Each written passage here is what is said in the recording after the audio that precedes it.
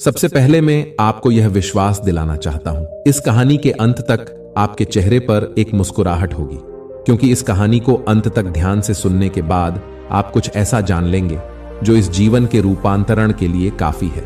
तो चलिए कहानी को शुरू करते हैं। दोस्तों, एक बार एक लड़का एक महात्मा के पास आता है और उनसे कहता है कि गुरुवर, मेरे जीवन में बहुत अशांति है और कृपा कर मेरा मार्गदर्शन करें, जिससे कि मैं इस अशांति से छुटकारा पा सकूं।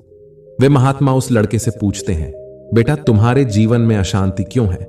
फिर वह लड़का उत्तर देता है, अत्यधिक विचारों के कारण मेरे भीतर बहुत सारे विचार चलते रहते हैं, जिसके कारण मेरा मन अशांत रहता है। फिर वे महात्मा उस लड़के से कहते हैं, बेटा ऊपर उस आकाश में देखो, क्या तुम्हें सूर्य दिख रहा है? वह लड़का ऊपर आकाश में देखता है और कहता है, जी गुरुदेव दिख रहा है। फिर वे महात्मा जी उस लड़के से पूछते हैं, अगर तुम लगातार धूप में खड़े रहो तो क्या होगा? फिर वो लड़का कहता है, गर्मी लगेगी गुरुदेव और शरीर में बेचैनी पैदा हो जाएगी। फिर वे महात्मा जी उस लड़के से पूछते हैं कि बेटा, अगर धूप में खड़े रहने से तुम्हें गर्मी लगती है तो इसमें दोष किसका है, सूर्य का, गर्मी का या तुम्हारा? फिर वो लड़का थोड़ी देर सोचता है और कहता है, कृपा कर आप ही बताइए गुरुदेव। फिर वे महात्मा जी मुस्कुराते हैं और उस लड़के से कहते हैं कि सूर्य का काम है गर्मी देना और गर्मी का काम है गर्मी लगवाना, इसीलिए दोष तुम्हारा है। तुम धूप में जाकर खड़े हुए हो, तुम चाहो तो तुम छाया में जाकर बैठ सकते हो। ठीक उसी प्रकार हमारे मन का स्वभाव है विचारों और भावनाओं की खिचड़ी पकाना, और विचारों और भावनाओं का काम है तुम्हें दिशा दिखाना। अब उस दिशा में तुम्हें चलना है या नहीं, यह सिर्फ तुम्हारे हाथ में है। देखो, ध्यान से समझो कि विचार और भावनाएं समस्या नहीं है, बल्कि तुम्हारा उनसे जुड़े रहना समस्या है। सोचो कि तुम धूप में खड़े हो और तुम चाह रहे हो कि तुम्हें गर्मी ना लगे। क्या यह संभव है? अगर तुम्हें गर्मी से बचना है तो तुम्हें अपनी जगह बदलकर धूप से छाया में जाना है। ठीक उसी प्रकार मनुष्य के अशांति के 4 आयाम हैं, तन, मन, दिल, बुद्धत्व। दोस्तों, बुद्धत्व यानी कि बुद्ध के परे की स्थिति है, उसे बुद्धत्व कहा जाता है। दूसरे और तीसरे आयामों में हमेशा उथल पुथल रहती है, यानी मन में विचार चलते रहते हैं और दिल में भावनाएं होती हैं, और ये दोनों ही आयाम बहुत ही शक्तिशाली है। विचार क्षणिक होते हैं और भावनाएं देर तक टिकती है। इसे तुम ऐसे समझो जैसे कि कल तुम जिसे खोने से डरते थे, आज वो तुम्हारे पास नहीं है और आज तुम्हें उसकी कमी महसूस नहीं होती है। कुछ समय तक हुई थी, लेकिन अब नहीं हो रही है, क्योंकि भावनाओं को अलग होने में थोड़ा समय लगता है। विचार तुरंत बदल जाते हैं, जैसे अभी तुम कुछ और सोच रहे थे और थोड़ी देर बाद कुछ और सोचने लग जाओगे। इन भावनाओं के कारण ही तुम्हें किसी से प्रेम हो जाता है और फिर वही प्रेम नफरत में बदल जाता है, मित्र ही शत्रु बन जाता है। उसके बाद वह लड़का उस महात्मा जी से कहता है, गुरुदेव फिर इसका उपाय क्या है? फिर वे महात्मा जी उस लड़के से कहते हैं, बेटा उपाय यह है कि तन के आयाम पर काम करना, और यह सबसे आसान तरीका है। शरीर के स्तर पर हमारी कर्मेंद्रिया है और ज्ञानेंद्रिया है। हमारी कर्मेंद्रिया कर्म से जुड़ी हुई है और हमारी ज्ञानेंद्रिया ध्यान से जुड़ी हुई है।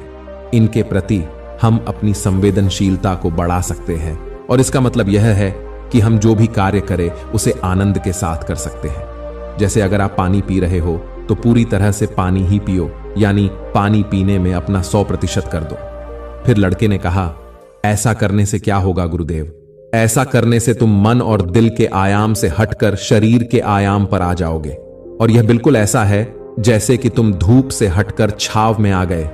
मन और हृदय के आयाम पर अपना काम चल रहा है, लेकिन तुम्हारी जागरूकता तन पर आ गई है। जैसे कि सुबह उठो तो सूरज की किरणों को महसूस करो और हवा को महसूस करो। आंखें बंद करके पक्षियों की आवाजें सुनो।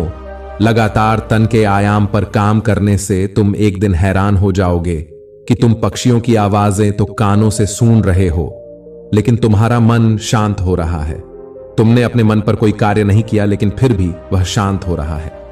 इसीलिए पहला उपाय यह है कि हर कार्य को तन के आयाम पर जागरूकता के साथ करना, और दूसरा उपाय है अपने भीतर के नाद यानी सुर को सुनो। फिर वह लड़का महात्मा जी से पूछता है, गुरुदेव अपने भीतर के सुर को कैसे सुने?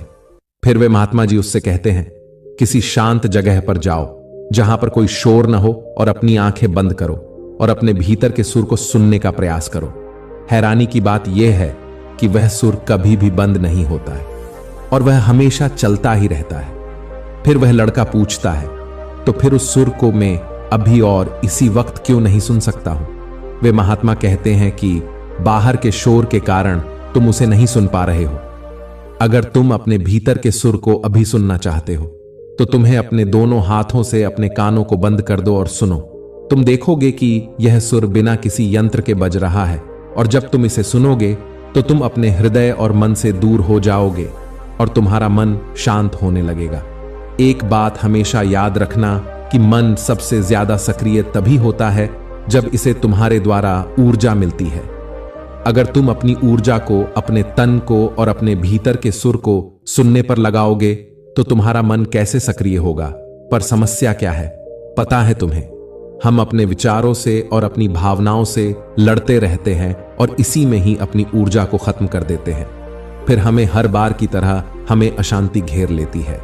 इसीलिए अपने मन को शांत करने के लिए ये दो काम करें। पहला, अपने मन के आयाम से हटकर तन के आयाम पर आ जाए, और दूसरा उपाय है अपने भीतर के स्वर को सुने। दोस्तों, वह लड़का तो उन महात्मा की बातों को समझ जाता है, लेकिन क्या आप समझ पाए? यह हमें नीचे कमेंट बॉक्स में कमेंट करके जरूर बताएं। दोस्तों, आज की यह कहानी आपको कैसी लगी और इस कहानी से आपको और क्या क्या सीखने को मिला, यह भी हमें कमेंट करके जरूर बताएं। साथ ही अगर आपको यह कहानी पसंद आई होगी और आपके लिए कारगर साबित हुई होंगी तो इसे अपने दोस्तों के साथ इसे अवश्य शेयर करें। धन्यवाद।